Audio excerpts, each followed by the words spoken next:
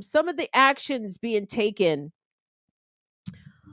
uh by states trying to enshrine this right into their constitution is so important. Like what Michigan did, important. Maryland also did this, put this in their state constitution. What happened during the midterms in Kansas, what was very revelatory and should have shaken up especially the Republican pro-life movement. And in fact, in it probably did, because the shit that's going on in Ohio, woo, the shit that's going on in Ohio, the Republicans are blatantly trying to play dirty tricks, but they miscalculated, I think, because we got some white folks in Ohio. And again, I always big up the black and the non-white organizers on the ground doing things.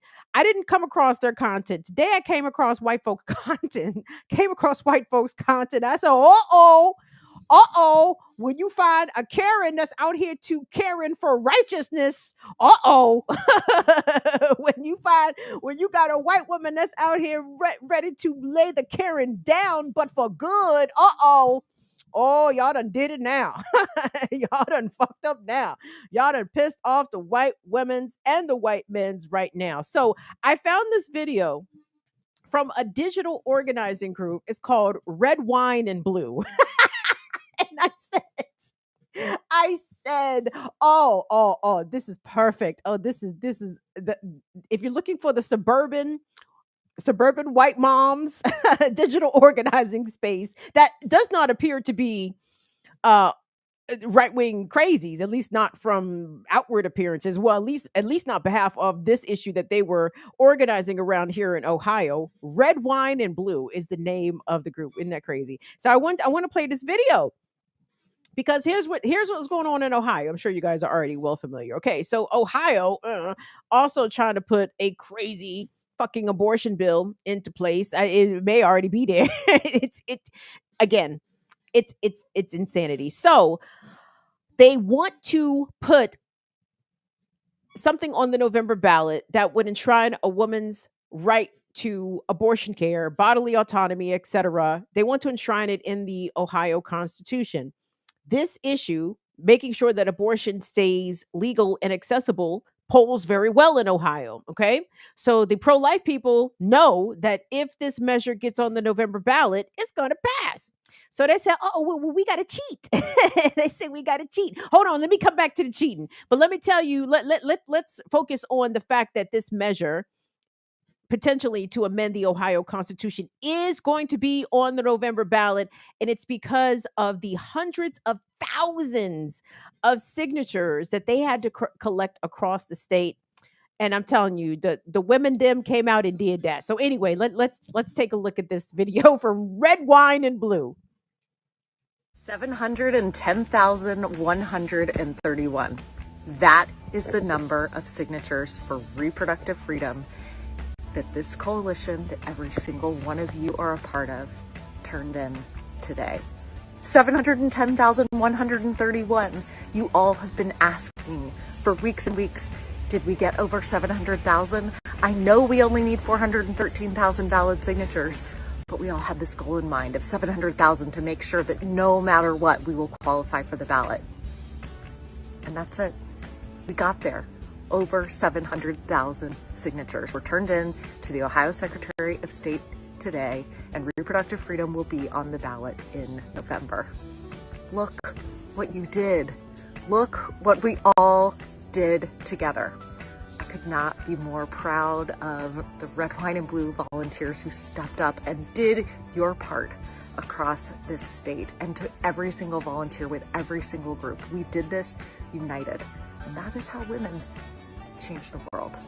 Next up, we're going to vote no in August before we get to vote yes for our reproductive freedom in November.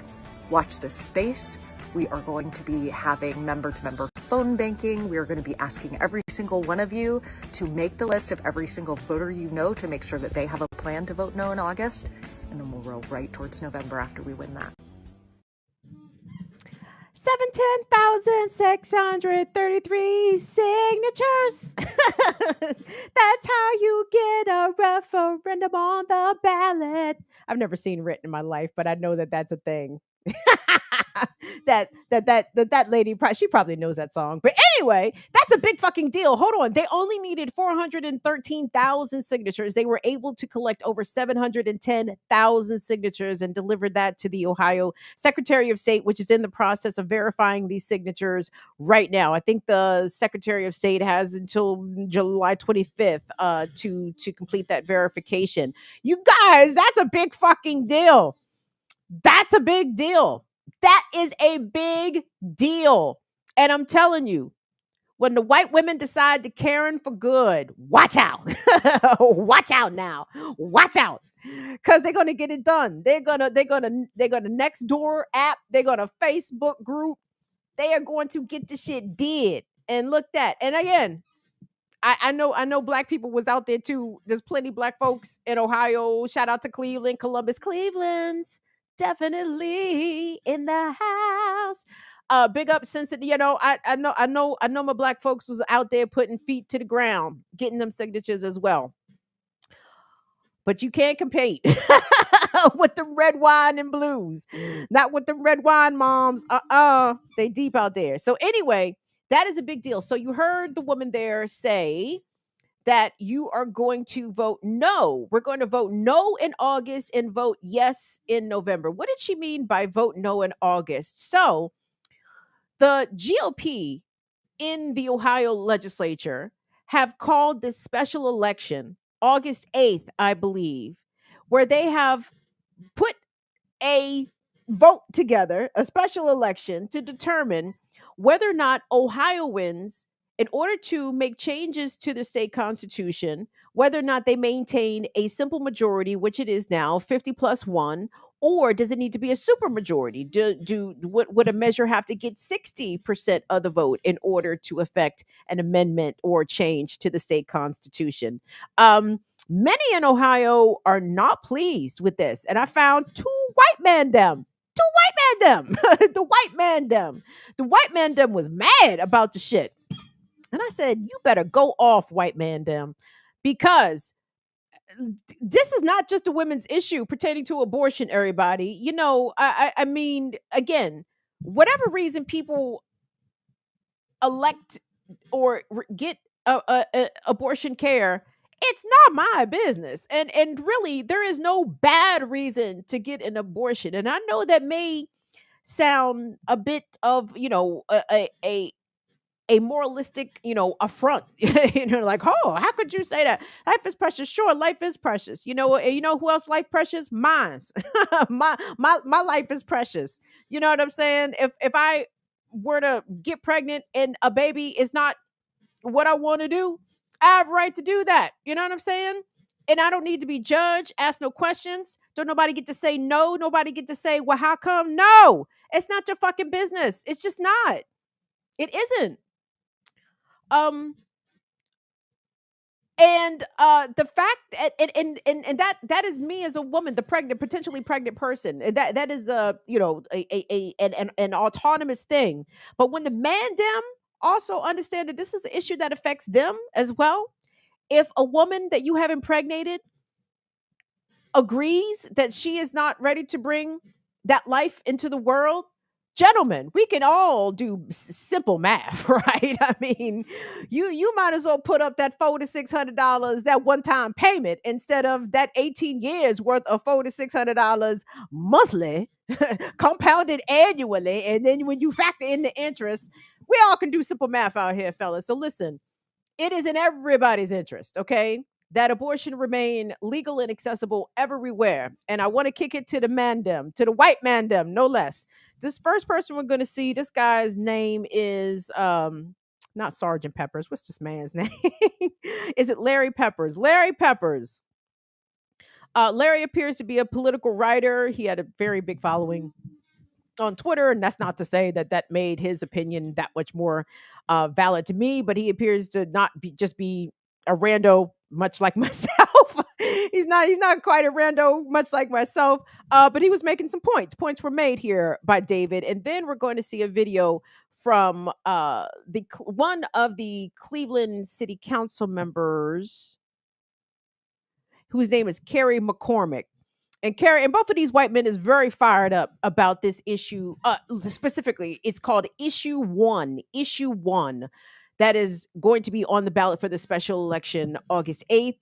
Well, let's take a look at the white mandem. Mad.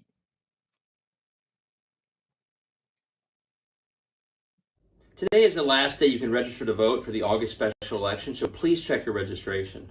But that also means tomorrow is the first day that you can vote early to crush Issue 1.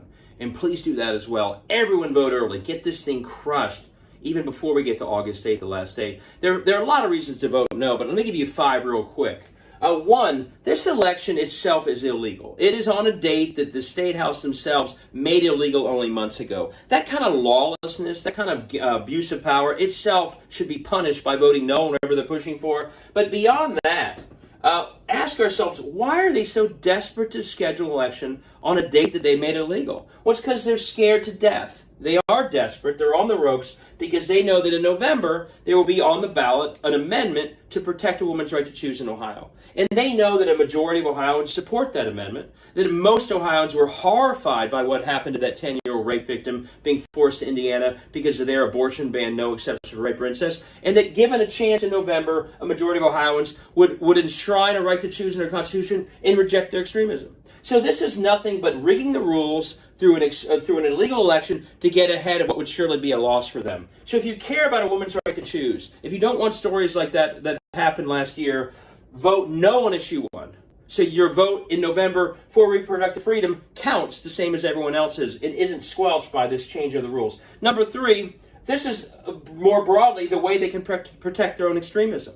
And so if you're concerned even beyond abortion access about broader extremism, in the same way that they're protecting themselves here, they're trying to protect themselves from the voters saying enough of your extremism. Number 4, this is the most corrupt state house in the country. And it's corrupt for the same reason. There's no accountability. So the lobbyists, special interests, and corrupt politicians can do all the dirty work they do and no one can hold them accountable. And so for them, the best way to keep doing that is to keep the people out of the equation entirely by changing the way, making it far more difficult to pass constitutional amendments. So if you're tired of the corruption, vote no on Issue 1. Yes on Issue 1 will protect the corruption. And lastly, in the same way, this is all about your power. They are messing with your power to hold them accountable and to have your vote count equally. If you care about your power, vote. Hi, this is Kerry McCormick from Cleveland City Council. Let's talk about Issue 1 that's coming up in a special election this August 8th. This is really simple.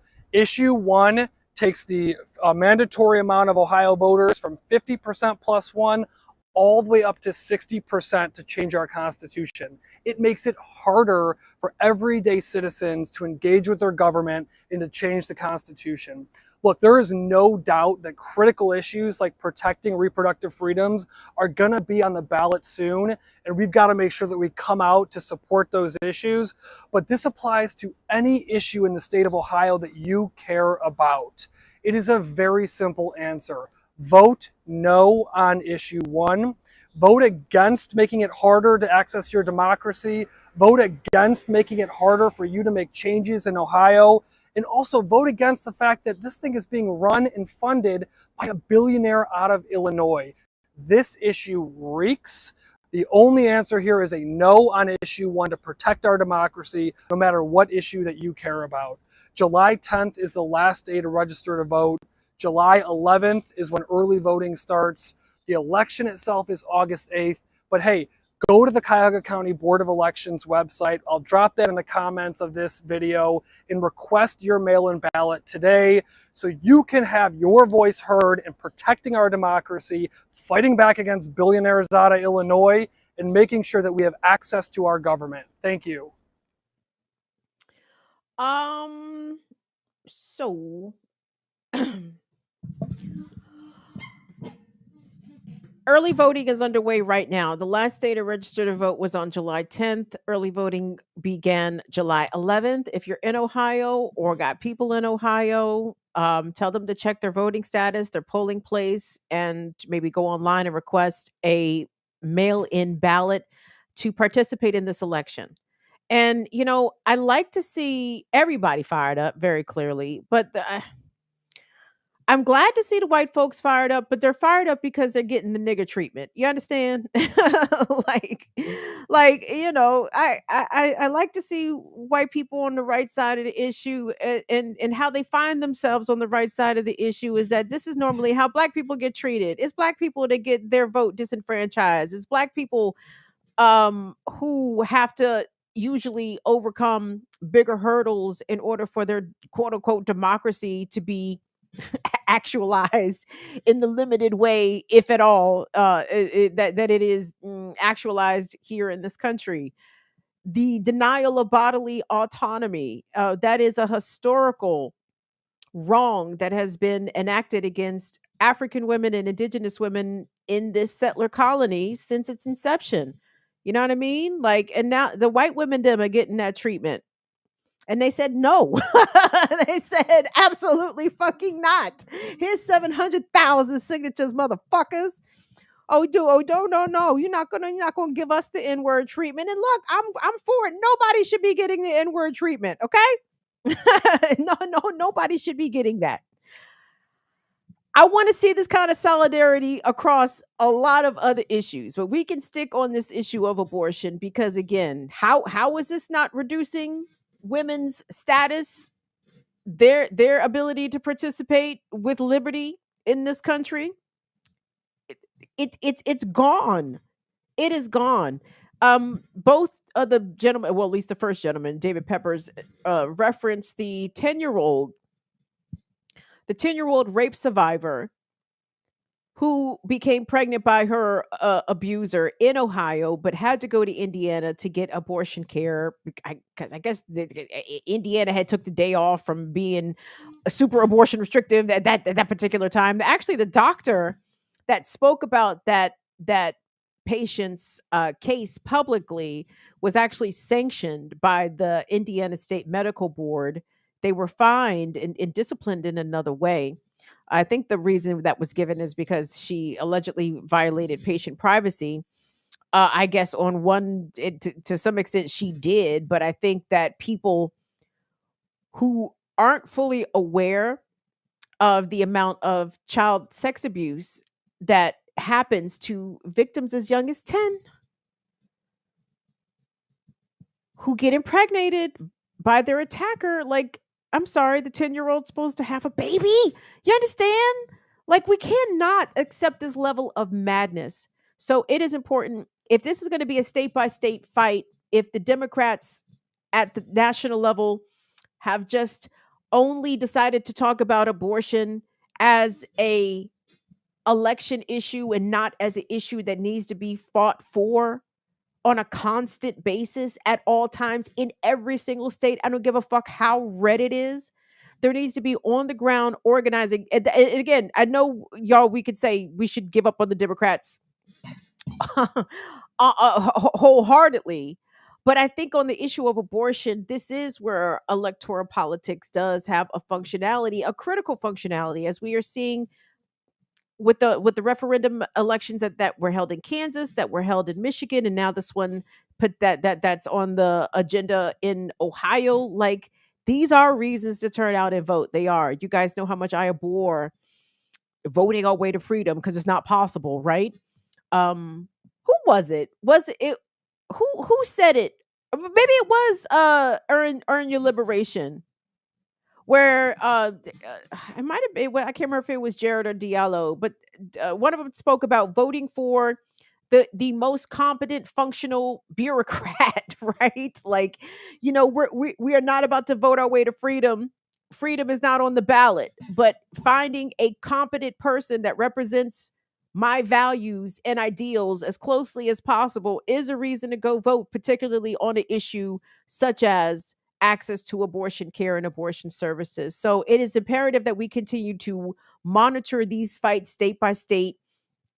It is overwhelmingly poor women, black women, brown women that are being disproportionately impacted by this. I was having a conversation, I think it was Molly, And Molly covers repro justice for the Real News, and she says she was speaking to some of her sources in different states where these abortion bans have kicked in. And she said that people are telling her, healthcare providers are telling her that they're encountering people who are in their third trimester of pregnancy who have not received any sort of prenatal care for a variety of reasons. Maybe it was in part some denialism about being pregnant and not being able to, terminate that pregnancy conveniently. Uh, but I mean, just the repercussions, the ripple effects of all this with OBGYNs in abortion restrictive states closing up their practices. What does that mean for women who just need the fucking pap smears and shit, breast exams, like routine cancer screenings? Like, this is putting women's health in jeopardy in so many levels. And for what? Because you bitches don't deserve liberty. You bitches deserve babies. Women are not full autonomous humans. It's wild shit. Anyway, I didn't mean to bum you out. Oh, wait. Will, do you have that last story, that ABC News story? Just in case you weren't thoroughly bummed. Who tagged me in this? Was this infinite content, or was this Quaker anarchist socialist? It's the one. It has Nebraska mom in the headlines. I think we talked about the story when it happened. It was the last thing on the doc. We did talk about the story when it happened. Well, now the woman's been sentenced. And a Nebraska mom pleads guilty to giving her 17-year-old daughter pills for an abortion and helping the daughter bury the fetus. This happened in Madison, Nebraska. It says, under a plea agreement, Jessica Burgess, who is 42, of Norfolk, admitted to providing an abortion after 20 weeks of gestation. She's also admitted to false reporting and tampering with a human skeletal remains, and also charges of concealing the death of another person and an abortion by someone other than a doctor or a licensed physician were dismissed.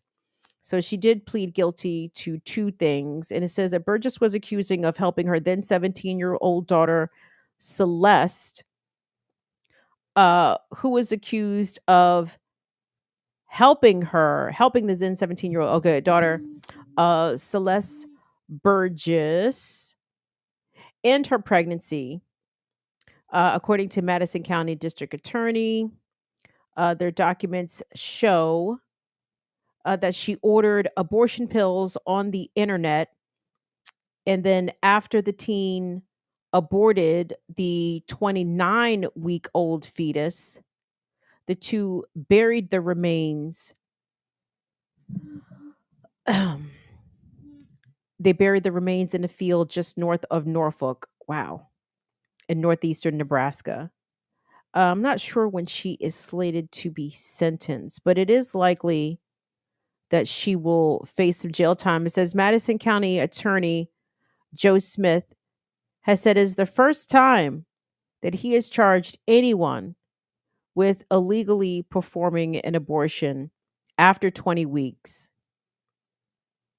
A restriction that was passed back in 2010. In May, Republican Governor Jen Phelan signed the 12-week abortion ban. And Jessica Burris is set for sentencing on September 12th. Two of the counts against her are felonies. One is a misdemeanor, so she could be definitely looking at some jail time. The daughter, Celeste Burgess, who is now 18, was charged as an adult and pleaded guilty back in May to removing, concealing, or abandoning a dead body. Jesus. She is scheduled to be sentenced on July 20th. She faces up to 2 years in prison. So, I mean, I don't know. It doesn't even matter. Again, I was going to say I don't know the circumstances and under which the teen daughter became pregnant, but my God, if they were less than consensual circumstances, and this young girl who may have been in a terrified state, even if it was under consensual circumstances, 17 and fucking, I don't even know how long 29 weeks is. That's a lot of pregnant. That's best. That's halfway pregnant, right? That's not a little pregnant. And she didn't want to be pregnant. She didn't have to be pregnant.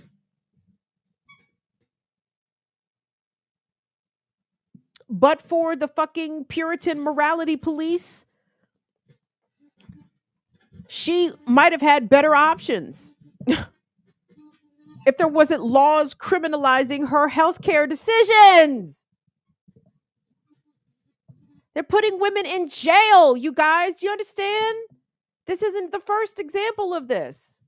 And it's not going to be the last. Ladies, you and your daughters and your friends and your nieces, delete them period apps, man. Get them off your phone, even if you live in a so-called abortion safe state. Maryland, New York, Massachusetts, California. Get that shit off your phone, man. Get that shit off your phone.